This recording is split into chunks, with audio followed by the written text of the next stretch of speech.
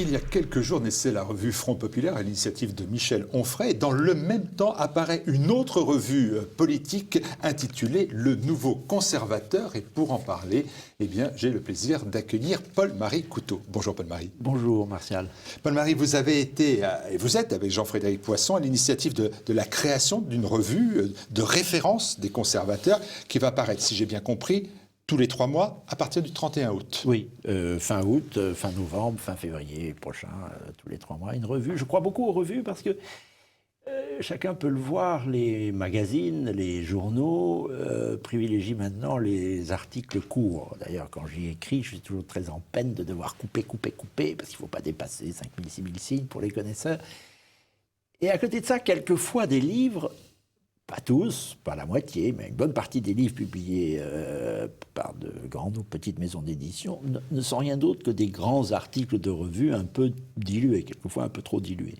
Je crois qu'il y a la place pour un intermédiaire, et c'est le propre des revues qui ont joué un grand rôle au 19e, encore au 20e siècle, un peu moins ces derniers temps, mais que justement Onfray, que vous citez, remet à l'honneur, et que je voudrais aussi remettre à l'honneur. Je crois qu'il y a place pour les revues, d'autant qu'il y a place, évidemment, surtout à droite, si je puis dire, pour la reconquête des idées, l'idée de retrouver des paradigmes qui peuvent refonder une civilisation, je ne parle pas de société, refonder des mots, justement, parler de civilisation plutôt que de société, redonner un sens précis aux mots, comme l'ont voulu beaucoup de philosophes, Cicéron, Camus et bien d'autres.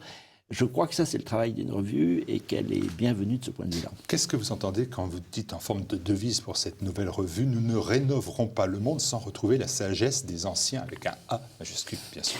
Je crois, oui, ça c'est une de mes théories, Martial, pour être rapide, bien qu'il faudrait s'étendre, mais enfin nous le ferons dans la revue. Je crois que nous vivons tous, y compris la droite, et surtout la fausse droite, sur des paradigmes que nous n'examinons plus, que nous avons pris pour définitifs et pour argent comptant, qui sont anciens, justement, enfin, qui ont au moins 3 siècles, mais qui sont justement des paradigmes qui, à l'époque, étaient modernes. Pour être encore plus cru, je dirais qu'il n'y a pas de droite en France possible qui ne remette en cause les paradigmes du modernisme tel qu'il s'est construit à partir de la victoire des anciens, des modernes sur les anciens, c'était à la fin du XVIIe siècle qui a donné lieu évidemment au XVIIIe, à la Révolution française et à tous les rejetons de la Révolution qui ont été le socialisme, le communisme et les modernismes, quels qu'ils soient, et qui ont tous oublié les sagesses anciennes, je crois, c'est-à-dire des paradigmes classiques, on peut dire anciens, classiques, qui ont perduré, qui ont fondé notre civilisation et qui ont été disqualifiés depuis 3 siècles. Il faut que nous retrouvions les paradigmes de la conservation. D'ailleurs, ils sont joliment remis en scène par des mouvements comme une certaine rationalité des écologistes. Je ne parle pas des écologistes tels qu'ils sont entendus, mais nous avons perdu, par exemple, le thème de la conservation de la nature, qui est passé à gauche, alors qu'il est en plein dans la logique conservatrice, et qu'il l'avait été, d'ailleurs, sans le savoir, sans théoriser, avant que l'ère industrielle saccage la planète, justement dans le fil de ce modernisme qu'il faut remettre en question, bien qu'il soit tellement installé dans les esprits. Il faut remettre en question des mots, il ne faut pas avoir peur, comme le progrès, la liberté conçue à la manière moderne, comme la possibilité de faire n'importe quoi. C'est pas ça la liberté, il faut revenir sur ce mot, revenir sur le mot égalité aussi. Il ne faut pas avoir peur qui est une chose, mais qui peut être une chose entièrement inverse. Il ne faut pas avoir peur, je crois, de pulvériser ce socle intellectuel qui a fait beaucoup de bien, mais aussi beaucoup de mal et même beaucoup de ravages depuis 3 siècles. Premier numéro de ce nouveau conservateur, on l'a dit le 31 août. Pourtant, de votre propre aveu, l'idée de créer une revue politique, elle est beaucoup plus ancienne. Vous avez vous-même dirigé des revues conservatrices. Oui, souverainistes. J'ai toujours aimé les revues. D'abord parce que quand j'écris, je préfère faire un peu long. Bon. Et quand je lis, je reste quelquefois, sauf quand un article a pour but d'informer, mais quand il s'agit de réflexion, je pense qu'on peut aller un peu plus loin que l'étiage habituel des propos ou des tribunes. Bon. Et j'avais lancé une revue, c'est très ancien, sous l'égide de Philippe Séguin en 1997, à l'époque où j'étais membre du RPR, proche de Philippe Séguin. Et la revue s'appelait Une certaine idée. Elle avait eu un certain succès. Il faut dire beaucoup grâce au cadre du RPR et elle avait essaimé un peu dans ce qui était alors un parti assez foisonnant. Je crois qu'on était autour de 190 000, pour pas dire 200 000, non pas abonnés certes, mais adhérents. Et tout ça a été pulvérisé lorsque le RPR s'est enfoui dans l'UMP et sous Juppé et autres personnages qui n'ont jamais, justement pour leur malheur et pour le malheur du pays, essayé de réfléchir et de développer des paradigmes qui les dépassent eux-mêmes. Bref, j'ai lancé ensuite une autre revue dans la foulée du RPF de Pasqua et Villiers qui a capoté. La revue s'appelait L'Indépendance, puis Les Cahiers de l'Indépendance, qui est devenue une revue trimestrielle et qui a tenu ses 8 ans, malgré tout, sans beaucoup de moyens, sauf ceux que me donnaient par raccro les moyens du Parlement européen dont j'étais membre, et qui a tenu une 20aine de numéros. Et voilà, c'est ma 3e tentative, ça sera la bonne. Et je pense qu'elle sera durable. Avec d'ailleurs, non pas une devise, mais cette fois-ci une profession de foi qui va nécessiter beaucoup d'énergie, puisque vous avez décidé de réconcilier la droite avec déjà elle-même, puis de la réconcilier tout court. Et vous faites un choix, alors un petit peu surprenant, c'est-à-dire vous faites le choix de travailler avec Jean-Frédéric Poisson et le Parti chrétien-démocrate.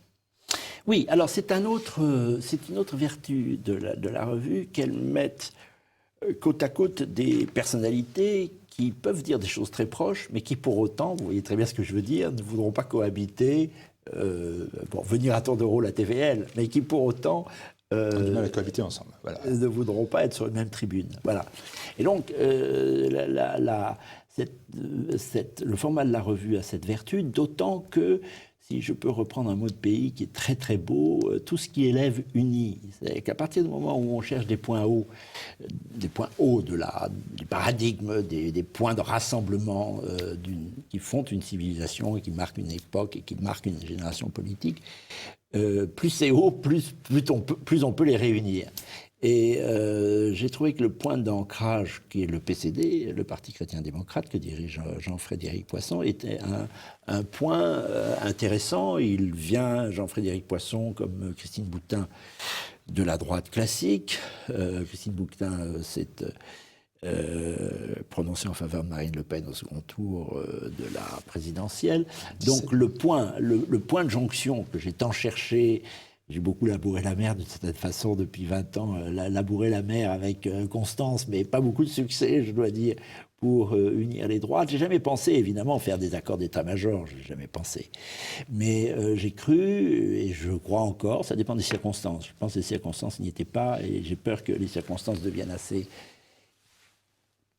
violente, terrible, brutale pour mon pays, pour notre pays, que cette union devienne nécessaire. J'ai toujours pensé, malgré tout, que l'on pouvait trouver, c'est une question d'incarnation, une personnalité qui s'adresse aux différentes droites. La droite chrétienne, celle qui ne l'est pas, voire celle qui est païenne, la droite libérale, celle qui est plus colbertiste, avec des mots d'ailleurs auxquels il faudrait réfléchir, parce que Colbert n'a jamais fait autre chose que vouloir, le fameux Colbert dont j'ai le plaisir à parler aujourd'hui, parce qu'il est très discuté. C'est aussi une de ses vertus d'avoir voulu que les grandes puissances, que les fortunes s'employassent à créer la richesse. Donc, est-ce que le colbertisme, c'est libéral? Oui, de ce point de vue-là, oui, mais ça ne l'est pas. Il faut dire que le mot libéral, il faut en faire l'économie, à mon avis. Mais enfin, il y a aussi une droite libérale, il y a une droite classique, il y a différentes droites. Et pour en revenir à l'essentiel de mon propos, je crois qu'il faut trouver une incarnation, c'est-à-dire quelqu'un, un homme, une femme qui parle à toutes ces droites. J'ai cru un temps, ça n'a pas duré très longtemps, que Marine Le Pen jouerait ce jeu-là, qu'elle redonnerait une allure populaire et nationale à une droite qui manquait à la fois de dimension populaire et nationale. Elle a préféré jouer, sous l'influence d'autres personnages que moi, les frères Philippot notamment, le jeu ni droite ni gauche, qui je crois l'a cantonné et qui la maintient à un étiage trop bas pour qu'elle puisse rassembler l'ensemble des droites. C'est elle qui a le mieux réussi. Elle a le mieux réussi, oui. Le parti que j'avais créé, elle a le mieux réussi, pas tant que ça en réalité, parce que le parti que j'avais créé, elle ne l'a jamais utilisé. Ça s'appelait Le Ciel. Il devait faire le lien entre les droites, notamment la droite classique que je connaissais un peu pour avoir été député et avoir été longtemps député européen et avoir été longtemps à l'Assemblée nationale, non pas comme député mais collaborateur de Philippe Séguin. Beaucoup de députés, mais on ne va pas revenir là-dessus, de la droite classique étaient disposés à la voir, voire à la servir, et elle n'en voulait pas. Hein. Bon. Maintenant, c'est Thierry Mariani qui fait ce travail-là. Alors maintenant, ça va mieux, oui, Thierry Mariani et quelques autres. Et je pense que nécessité fera loi. Et j'espère qu'un jour ou l'autre, je crois même que c'est inscrit dans les étoiles. La droite s'unira et quelqu'un réussira à parler à toutes les droites nationales. Et finalement, notre travail pour l'instant, c'est de préparer ce terrain avec des idées, justement, qui soient des points hauts, des paradigmes qui rassemblent tout le monde. Quand on travaille c'est un travail intellectuel, il faut commencer par là. Quand on travaille Jean-Frédéric Poisson, eh bien, il faut approuver ce qu'il dit. Il dit « N'ai jamais cru à l'union des souverainistes. La différence entre la droite et la gauche subsiste. Est-ce qu'on n'est pas une pierre dans le... Est-ce que c'est pas finalement une pierre dans le jardin de Michel Onfray et de son Front populaire ?» Et un peu dans le vôtre aussi. Michel Onfray s'intéresse... Il essaie de sortir d'une gauche qui est exsangue du point de vue intellectuel. Il faut dire que la droite reprend petit à petit le pouvoir en matière d'idées. C'est nous qui lançons des choses nouvelles. Il faut dire que toute la réalité, ne serait-ce que la question de la souveraineté, par exemple, et même du souverainisme, redevient d'actualité. Je n'ai pas été pour rien dans le lancement de ce mot dans les années 90, puisque j'étais à peu près le seul à l'utiliser ou le mettre dans la bouche de quelques personnalités dont j'écrivais les discours. Mais vous dites qu'il n'y a pas de souverainiste de gauche, ça n'existe plus. J'en ai plus trouvé, j'en trouve plus. Il y a eu Jean-Pierre Chevènement, mais on ne peut pas dire qu'il règne sur la gauche. Il a même été très marginalisé. Il y a peut-être Natacha Polony. Il y a peut-être Michel Onfray, encore qu'ils ne s'entendent pas entre eux. Mais enfin bref, c'est assez habituel en France.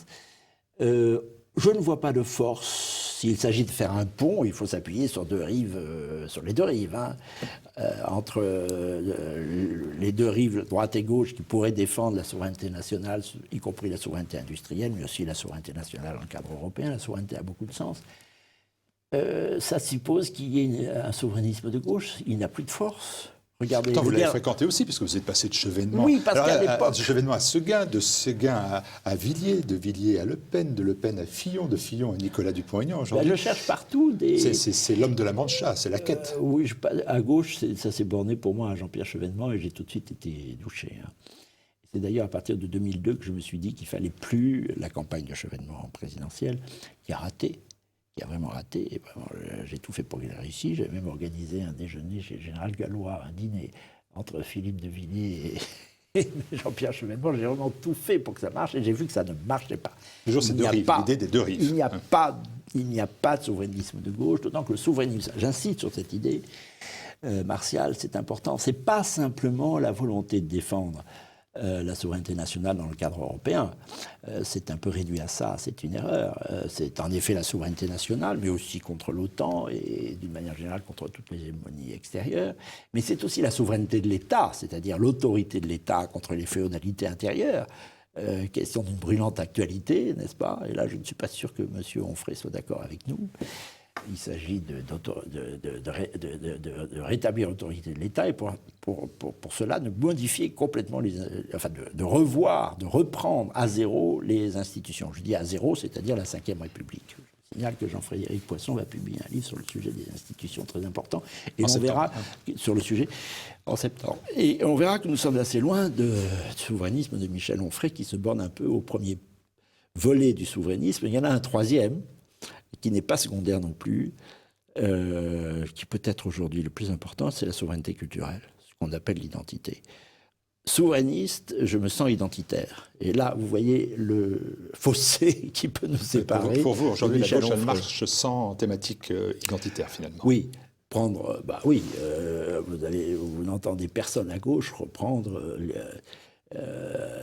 l'alpha et l'oméga de la civilisation française en ce qu'elle est... chrétienne en bonne part, le christianisme français étant même un syncrétisme entre plusieurs religions dont on pourrait beaucoup parler parce qu'il y a beaucoup de sources au christianisme français et chacune à sa place. Mais sans ce nerf, cette irrigation de la société française par le christianisme, il n'y aurait pas de civilisation française. Et il n'y aurait pas de France. Et il n'y aurait pas de souveraineté culturelle. Et donc, je les trouve un peu pauvres à gauche sur ce sujet. Ils sont même, là, pour le coup, sur la rive opposée et sans pont possible. Et d'ailleurs, c'est peut-être par là qu'il faudrait commencer, par la défense de l'identité, de la transmission, d'où le mot conservateur. Rechercher ce qui a fait le fond de notre civilisation, non pas depuis 2 siècles, depuis la Révolution française, ni même depuis le XVIIe, mais depuis j'allais dire comme le général de Gaulle, depuis le début des âges. À tout le moins le baptême de Clovis, puisqu'on se met à peu près d'accord, bien qu'une nation ne naît pas, elle se forme de siècle en siècle, mais je crois que le baptême de Clovis, auquel j'avais d'ailleurs consacré le premier de mes livres en 1995, à l'occasion du 15e centenaire du baptême, est l'acte fondateur, et il faudrait que nous ayons la patience, le courage, la curiosité de retrouver ce qui a fondé au fil de ces siècles l'État, la nation et la civilisation, et par là la politique française. Qu'est-ce que c'est la politique française? C'est une nation qui se défend contre les hégémonies extérieures, c'est un triptyque. C'est un État qui se défend contre les féodalités de toute nature, financières, les féodalités locales, les féodalités syndicales, médiatiques, on peut en énumérer beaucoup. Et c'est une nation qui tient à son principe fondateur, qui est d'ordre métaphysique, ou alors une civilisation ne tient pas, et qui l'oppose à tout ce qui n'est pas elle, et qu'elle prend plus ou moins pour des barbaries, au sens grec du barbare, c'est ce qui n'est pas soi. Alors là, c'est ce qu'il faut retrouver. Et évidemment, dans le cadre de la société multiculturelle qui fait des ravages et qui saccage notre pays, il y a beaucoup à retrouver, bien entendu. Si on cherchait des points communs, cherchez toujours un chemin entre les 2 rives, comme vous dites, pour essayer d'avancer. Et s'il y avait des convergences entre la démarche d'Onfray et la vôtre, quels seraient ces points de convergence quand même? Alors, il y en a, par exemple, je suis un peu injuste quand je dis à l'entendre et à entendre ses proches, il ne résume pas malgré tout le thème de la souveraineté, dont je me félicite qu'il revienne au premier plan, puisque même le président de ce qui passe pour la République l'a utilisé, le terme de la souveraineté. Ce n'est pas uniquement dans le cadre européen. Maintenant, il est évident que la superstructure européenne s'effondre, s'enlise en tous les cas avant de s'effondrer, mais à bien des égards, elle s'effondre. Ce qui ne veut pas dire que l'Europe est morte, au contraire, ça va nous permettre de retrouver une dimension européenne qui est essentielle à mon avis.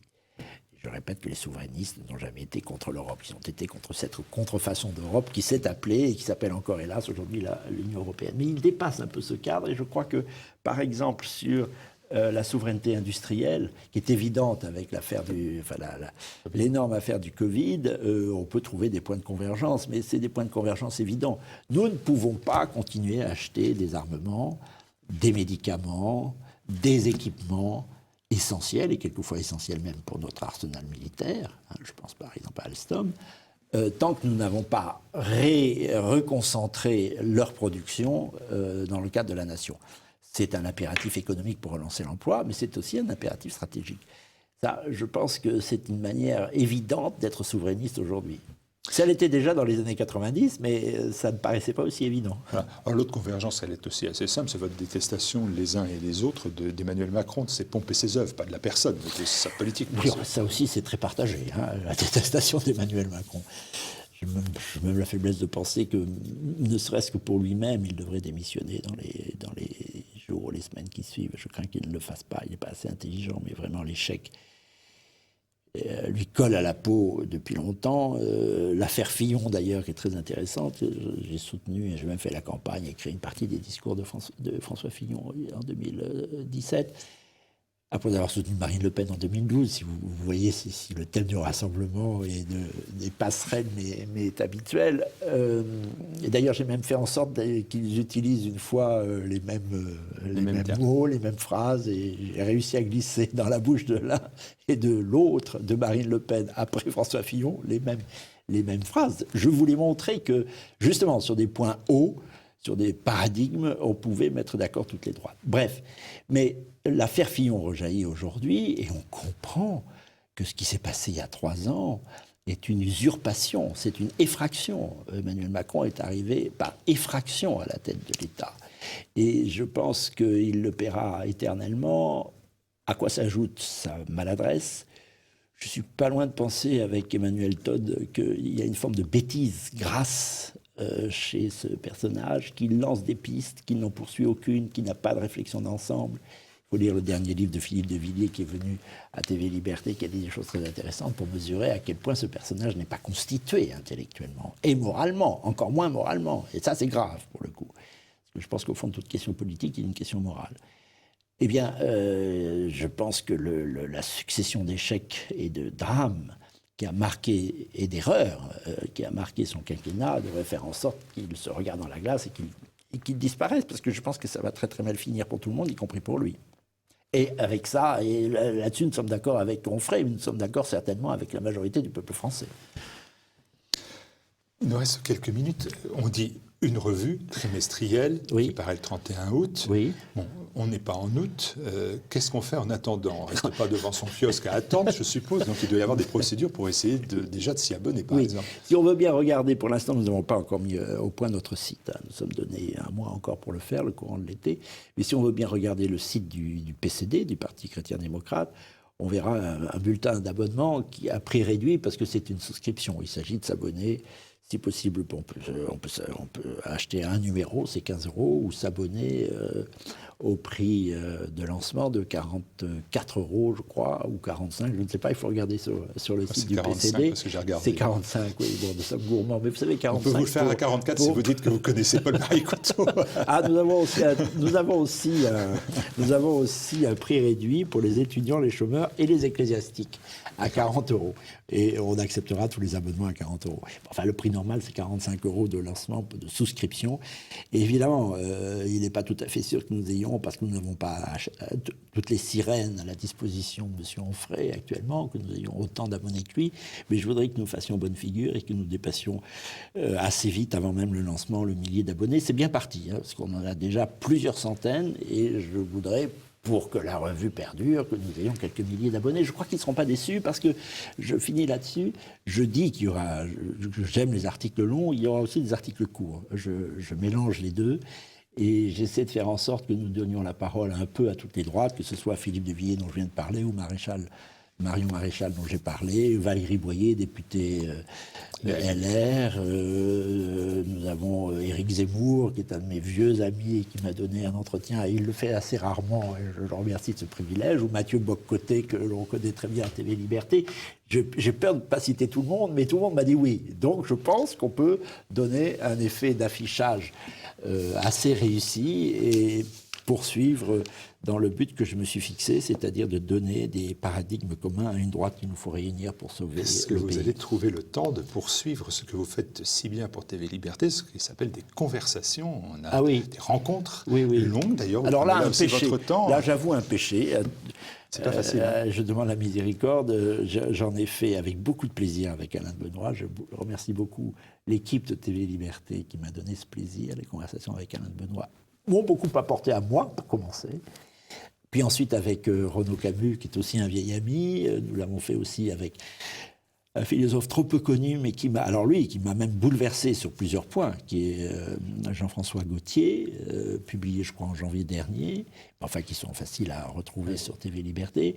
Je pense qu'on peut annoncer des conversations, puisque tout le monde est d'accord, avec Bernard Lugan, qui a beaucoup de choses à dire, non seulement sur l'Afrique, sur la question raciale, mais sur bien d'autres questions, et notamment les bouleversements intellectuel né de mai 68, il a vu très vite, très clair. On peut aussi peut-être annoncer des conversations avec Jean-Frédéric Poisson à l'occasion du lancement de son livre dont je parlais tout à l'heure. Bref, je suis... Vous êtes sur TV Liberté, donc vous avez beaucoup de liberté, vous avez remarqué quand même, y compris celle de nous faire attendre. Mais je vis en province. Alors en province, on a un peu de recul et le temps n'a pas la même dimension, outre que je suis très occupé par mon activité principale qui consiste à conserver, justement, puisque je suis conservateur dans l'âme, un monument historique, ce qui n'est pas tout à fait simple, je dois vous dire, près d'Angoulême. Mais je pense que je vais trouver du temps pour être plus actif que je ne l'ai été au service de Télé Liberté. Merci beaucoup, Paul-Marie Couteau. On le retrouve donc à travers cette revue Le Nouveau Conservateur, et ce sera à la rentrée 31 août. Merci, Martial. Merci beaucoup.